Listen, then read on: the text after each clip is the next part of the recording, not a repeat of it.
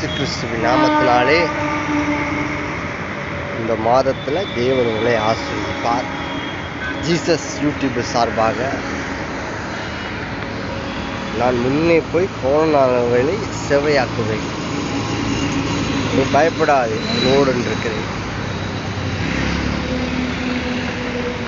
கடவுள் நம்மளோட இருக்கும்போது எந்த காரியத்துக்கு நீங்கள் பயப்பட வேண்டாம்.